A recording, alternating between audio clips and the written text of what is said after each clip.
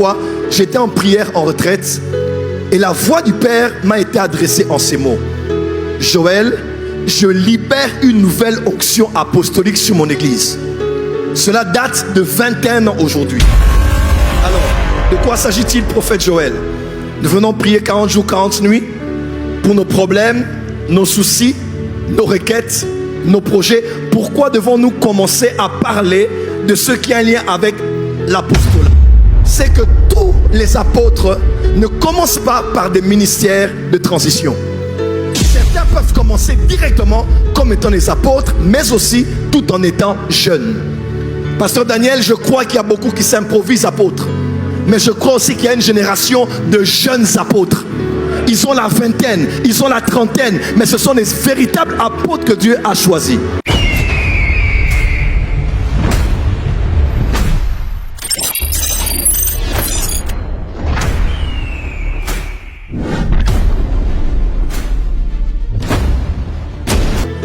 Apostolique. Plus fort, redécouvrir l'onction apostolique. Participer. Plus fort, dis avec moi, redécouvrir l'onction apostolique. Redécouvrir l'onction apostolique. Lorsque l'on parle de la prééminence, on parle tout simplement de ce qui est avantageux, ou bien un avantage, une prérogative, la supériorité qu'on a sur les autres en ce qui regarde la dignité et le rang. Amen. Quand on parle de prééminence, on parle de ce qui est supérieur par rapport aux autres, ce qui est élevé par rapport au rang comparativement aux autres.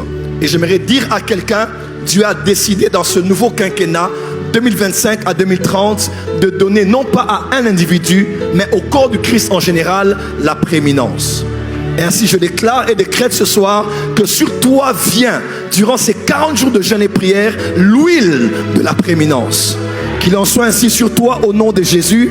Dis avec moi Amen, on va avancer. Alors pour aller plus loin, puisqu'on parle de prééminence, l'Esprit du Seigneur m'a parlé afin d'enseigner sur l'onction apostolique. Alors, de quoi s'agit-il, prophète Joël? Nous venons prier 40 jours, 40 nuits pour nos problèmes, nos soucis, nos requêtes, nos projets. Pourquoi devons-nous commencer à parler de ce qui a un lien avec l'apostolat? J'aimerais que vous puissiez me suivre très bien. Ce soir, je vais introduire les bases. Demain, on va plonger. Et mardi, avant de céder le bâton, on va aller encore beaucoup plus haut. J'aimerais par exemple dire 4 choses avant de commencer mon enseignement de ce soir. La première chose est celle-ci. En 2004, j'ai reçu une apparition d'un ange. J'ai donné ce témoignage, à l'issue de laquelle d'ailleurs j'ai compris que mon nom était Joël. Je me rappelle en quittant Mbama à l'UPEN, je suis allé à la maison, j'ai parlé à ma mère. Je lui ai raconté la vision que j'avais eue. Je suis né avec le prénom de Francis, mais Joël venait d'entrer. Et comment est-ce que je pouvais mixer les deux? Alors, on pensait à Joël Francis, Francis Joël, et à la fin, c'est resté ainsi. Et aujourd'hui, dans tous mes documents, je m'appelle Joël Francis, mais Joël, je ne l'ai jamais eu avant 2004. Alors, en cette même année, vers la fin de l'année, je me souviens très bien, une fois, j'étais en prière en retraite, et la voix du Père m'a été adressée en ces mots. Joël, je libère une nouvelle onction apostolique sur mon église. Cela date de 21 ans aujourd'hui. Joël, je libère une nouvelle onction apostolique sur mon église. Alors, je suis prophète de ce que je savais consciemment à partir de 2004.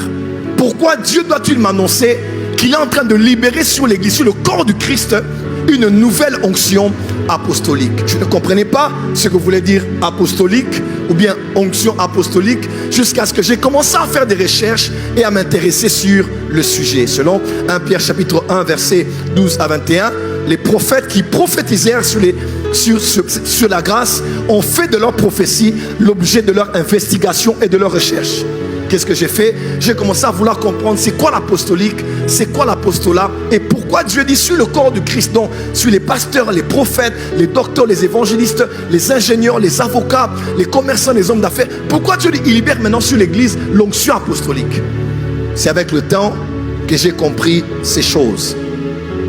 Depuis quelques années, vous l'avez remarqué sans doute avec moi, que plusieurs serviteurs de Dieu sont en train d'émerger dans le corps du Christ et dans la francophonie particulièrement, avec la fonction, après avoir été ordonnés, reconnus ou en s'affirmant divinement indiqués comme étant des apôtres. On a eu beaucoup de mouvements des prophètes, beaucoup de mouvements des évangélistes. Il y a comme quelque chose de l'atmosphère où on a vu une émergence de beaucoup d'apôtres. Certains sont entrés dans le ministère directement comme apôtres, d'autres étaient pasteurs des églises, d'autres étaient docteurs, d'autres étaient même prophètes. Et du coup, on a vu directement quelque chose changer. Ils ont été critiqués, ils ont été attaqués. Ce n'est pas un apôtre. Pourquoi il s'appelle apôtre maintenant? Et pourtant, Dieu avait décidé d'élever une nouvelle génération des apôtres en ces derniers jours. Et même, certains ont été adultes. Et bizarrement, plusieurs jeunes apôtres se sont mis en scène dans la francophonie. Il est certes vrai que généralement, quand Dieu t'appelle au ministère apostolique, il peut te préparer dans une autre fonction. C'est-à-dire, il te prépare à être apôtre, mais tu passes par le prophétique. Tu passes par le doctoral, tu passes par le pastoral. C'est pas que tu vas de degré en degré, non. Mais Dieu te prépare avant de te relâcher comme apôtre. Et même, plusieurs personnes croient que dans Acte 13, verset 1, lorsqu'on dit il y avait des docteurs et des prophètes, à Antioche, on cite aussi Paul était parmi ceux-là. Alors avant qu'on ne relâche Paul comme étant un apôtre, on dit que Paul devait être certainement soit docteur, soit prophète. Donc ça peut arriver que Dieu te fait passer par un ministère et après on te relâche dans l'onction d'apôtre. Mais il y a aussi une chose à considérer, c'est que tous les apôtres ne commencent pas par des ministères de transition. Certains peuvent commencer directement comme étant des apôtres, mais aussi tout en étant jeunes. Pasteur Daniel, je crois qu'il y a beaucoup qui s'improvisent apôtres. Mais je crois aussi qu'il y a une génération de jeunes apôtres. Ils ont la vingtaine, ils ont la trentaine, mais ce sont des véritables apôtres que Dieu a choisis. Parce qu'il ne suffit pas de bâtir des églises pour être un apôtre. Le jour où Jésus les a appelés après 12 heures de prière, il ne les a pas appelés apôtres après 15 ans de ministère apostolat. Il les a appelés apôtres le même jour quand il les a choisis, Pierre ainsi que Paul, ainsi que Jean y compris. Donc nous les pères, nous devons aussi avoir une marge de manœuvre pour accepter que certains sont moins âgés que nous, mais ce sont des apôtres. Ils n'ont pas forcément besoin de faire 10 ans, 20 ans, 15 ans. Moi je suis prophète, j'honore Kainos comme prophète. Pourquoi nous on est apôtres, mais on ne veut pas honorer les jeunes comme apôtres? Certains sont pasteurs, ils appellent leur fils des pasteurs. Pourquoi un apôtre n'appellera-t-il pas son fils un apôtre? Nous devons accepter qu'il y a des apôtres qui sont en train d'émerger. Même s'ils sont plus jeunes, c'est leur onction, c'est leur grâce et c'est leur capacité. Mais j'aimerais dire aussi, de l'autre côté, ça va vous surprendre ce que je veux dire. Mais regardez bien, suivez mon regard. Les 5 prochaines années, il n'y aura pas que l'émergence des femmes évangélistes, des femmes prophétesses. Il y aura maintenant des femmes apôtres qui vont émerger dans le corps du Christ, qui aura un puissant message et que Dieu va accompagner par des vrais signes, des prodiges et des miracles. Il y a des femmes apôtres qui vont s'élever en ces derniers jours. Si on doit croire qu'une femme peut être évangéliste, on doit croire qu'une femme peut être pasteur, on doit croire qu'une femme peut être prophète, on doit croire qu'une femme peut être docteur, on doit croire qu'une femme peut être apôtre, elle peut être apôtre du Christ, ointe par Dieu pour prêcher la résurrection.